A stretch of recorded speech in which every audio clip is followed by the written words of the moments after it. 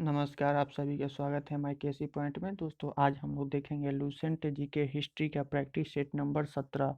इसके पहले जितने भी प्रैक्टिस सेट अपलोड हुए हैं, सारा का लिंक डिस्क्रिप्शन में है, आप वहां जाकर देख सकते हैं या प्लेलिस्ट में जाकर देख सकते हैं। आज इसमें जितने प्रश्न होंगे सारे वर्धन वंश से संबंधित प्रश्न होंगे। तो आइए देखते हैं। पहला प्रश्न है, पुष्यभूति वंश के संस्थापक कौन थे? तो पुष्यभूति वंश के संस्थापक पुष्यभूति ही थे। पुष्यभूति ही थे।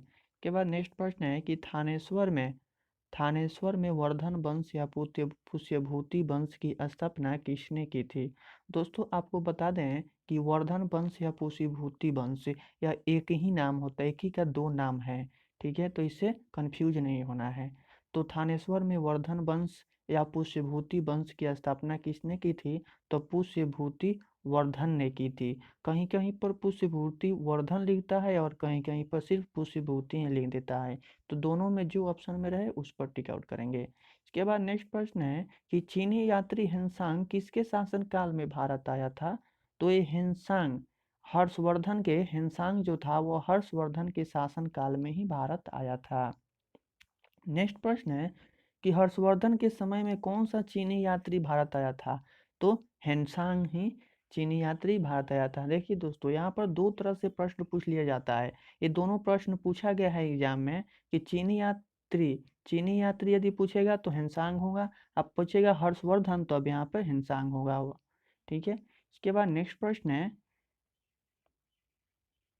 कदम्ब राज्य की स्थापना मयूर शर्मक ने की थी। उसने अपनी राजधानी कहाँ बनाई? तो वाराणसी में अपनी राजधानी बनाई थी। नेक्स्ट प्रश्न है कि वह अंतिम बौद्ध राजा कौन था जो संस्कृत के महान विद्वान थे? तो हर्षवर्धन। हर्षवर्धन जो था काफी संस्कृत के विद्वान व्यक्ति था। इसके बाद नेक्स्ट प्रश्न है कि हर्षवर्धन के दरबारी कवि कौन थे? तो हर्षवर्धन के दरबारी कवि वानभट्ट थे। नेक्स्ट प्रश्न है कि हर्षचरित एवं कादम्बरी किसके द्वारा लिखी गई है? तो ये दो ग्रंथों की रचना किए हुए थे कौन? वानभट्ट के द्वारा ही रचना किया गया था। और ये वानभट्ट हर्षवर्धन के दरबारी कवि थे। इसके बाद नेक्स्ट प्रश्न है कि चालुक्य राजा पुलकेशिन द्वितीय को किसने पराजित किया था? तो नरसिंह वर्मन प्रथम के द्वारा पुलकेशिन द्वितीय को पराजित किया था। इसके बाद नेक्स्ट प्रश्न है कि किस व्यक्ति को द्वितीय अशोक कहा जाता है? तो हर्षवर्धन को ही कहा जाता है द्वितीय अशोक। दोस्तों, इसमें जितने प्रश्न दिए गए हैं सारे प्रश्न किसी न किसी एग्जाम में पूछे गए हैं या आने की संभावना है। तो सारे प्रश्न एग्जाम पॉइंट ऑफ व्यू से काफ़ी महत्वपूर्ण प्रश्न हैं। तो सारे सेटों को अच्छी तरह से प्रैक्टिस कर लें। आइए नेक्स्ट प्रश्न देखते हैं कि वानभट्ट की सम्राट के दरबारी कवि कौन थे? वानभट्ट किस सम्राट के दरबारी कवि थे? तो हर्षवर्धन सम्राट के दरबारी कवि थे कौन? वानभट्ट। इसके बाद नेक्स्ट प्रश्न है कि हर्ष एवं पुलकेशिन द्वितीय के मध्य हुए संघर्ष की जानकारी कहाँ से मिलती है? तो एलोह अभिलेख, एक अभिलेख है एलोह अभिलेख, वहां से जानकारी मिलती है। इसके बाद नेक्स्ट प्रश्न है कि प्रतापशील हुन हरिन केसरी या महाराजा धीराज नामक उपाधि किसने प्राप्त की थी? तो प्रभाकर वर्धन ने इसकी उपाधि प्राप्त की थी। नेक्स्ट प्रश्न है कि सम्राट हर्ष ने अपनी राजधानी थानेश्वर से कहाँ हस्तांतरित की थी? तो कनौज में हस्तांतरित कर ली थी। इसके बाद दोस्तों नेक्स्ट प्रश्न है कि हेनसांग, इस दोस्तों हेनसांग लिखा हुआ है, हेनसांग ने किसे शिलादित्य कहा है? तो हर्षवर्धन को हेनसांग ने शिलादित्य कहा है। इसके बाद नेक्स्ट प्रश्न है कि गुप्त वंश के बाद उत्तर भारत में बड़े भाग का पुनर्गठन किसने किया? हर्षवर्धन ने किया। इसके बाद नेक्स्ट प्रश्न है बंगाल का कौन सा शासक हर्ष का समकालीन था? तो शशांक। ये शशांक जो था वो बंगाल के शासक का समकालीन था।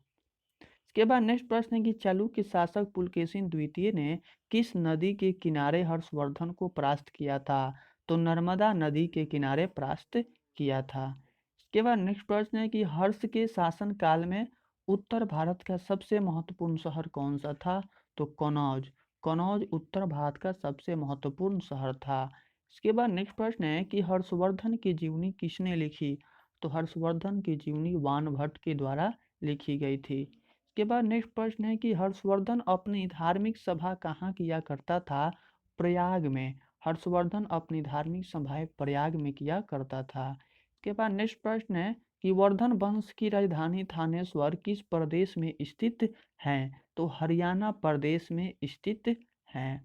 इसके बाद नेक्स्ट प्रश्न है कि हर्षवर्धन की बहन राजश्री का विवाह किसके साथ हुआ था? तो खौमरी नरेश ग्रहवर्मा के साथ हुआ था। इसके बाद नेक्स्ट प्रश्न है दोस्तों, ये जो हर्षवर्धन था, हर्षवर्धन का एक भाई का नाम था राज्यवर्धन और उनकी एक बहन थी राजश्री। इनकी बहन की विवाह जो हुआ था खौमरी का नरेश ग्रहवर्मा से हुआ था। इसके बाद नेक्स्ट प्रश्न है कि हर्षवर्धन के अग्रज राज्यवर्धन की हत्या किसने कर दी थी? तो गौर नरेश शशांक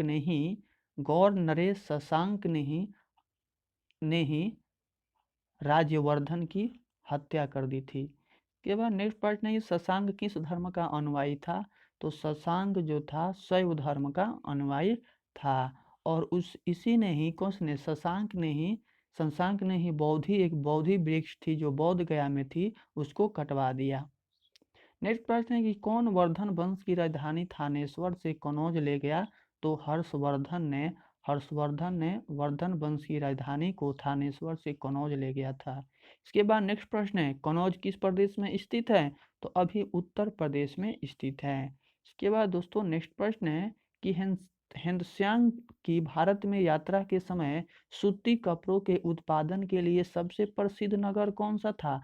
तो मथुरा। ये मथुरा जो स्थान था वह सूती वस्त्रों के उत्पादन के लिए सबसे प्रसिद्ध नगर हुआ करता था। नेक्स्ट प्रश्न है कवि वानभट्ट कहाँ का निवासी था? तो कवि वानभट्ट थानेश्वर का निवासी था। इसके बाद दोस्तों नेक्स्ट प्रश्न है कि नागानंद का रचनाकार कौन था? तो नागानंद का रचनाकार हर्षवर्धन था। इसके बाद नेक्स्ट प्रश्न है सम्राट हर्षवर्धन ने दो महान धार्मिक सम्मेलनों का आयोजन किया था। कहाँ किया था? तो कनौज और प्रयाग में दो महान धार्मिक सम्मेलनों का आयोजन किया था।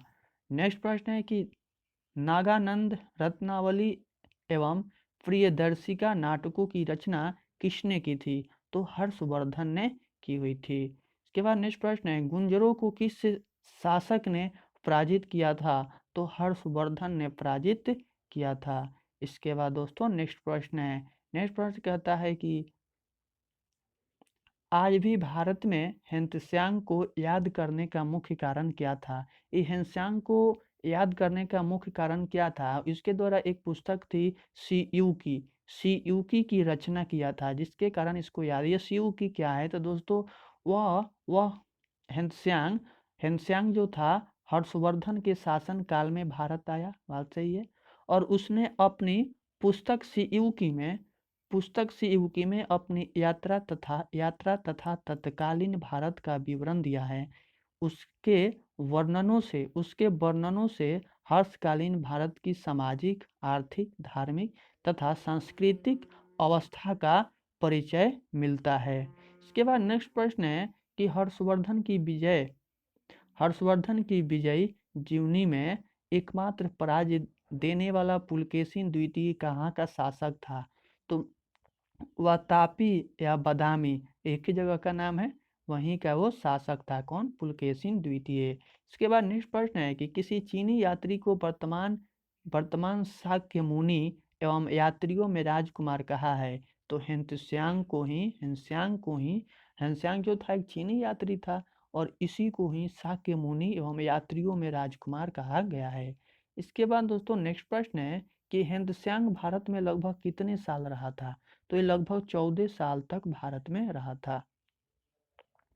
इसके बाद नेक्स्ट प्रश्न है कि कुंभ मेला को प्रारंभ करने का श्रेय किसे दिया जाता है? तो हर्षवर्धन को ही श्रेय दिया जाता है कुंभ मेला को प्रारंभ करने का। इसके बाद नेक्स्ट प्रश्न है कि किसकी कथन है कि भारत के लोग गर्म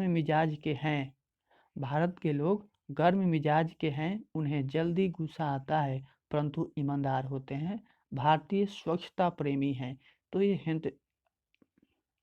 हेनसांग ने कहा है, हेनसांग ने ही कहा है कि भारत के लोग जो होते हैं गर्म मिजाज के होते हैं और उन्हें जल्दी गुस्सा आता है, ईमानदार होते हैं और भारतीय स्वच्छता की प्रेमी हैं। के बाद नेक्स्ट प्रश्न है कि अग्रहार का अर्थ क्या है? तो अग्रहार का अर्थ है ब्राह्मणों को दिए जाने वाला कर मुक्त भूमि अनुदान। तो दोस्तों अभी तक आपने यदि चैनल को सब्सक्राइब नहीं किए हैं तो सब्सक्राइब कर लें, साथ ही बेल आइकन को भी दबा लें ताकि आने वाला नोटिफिकेशन सबसे पहले आपको मिलो। हम इसी तरह का वीडियो इसमें लाते रहते हैं जिससे आपको एग्जाम में बहुत अच्छे अंक लाने में काफ़ी मदद करता है। तो मिलते हैं अगले सेट प्रैक्टिस सेट में, तब तक के लिए बाय, टेक केयर।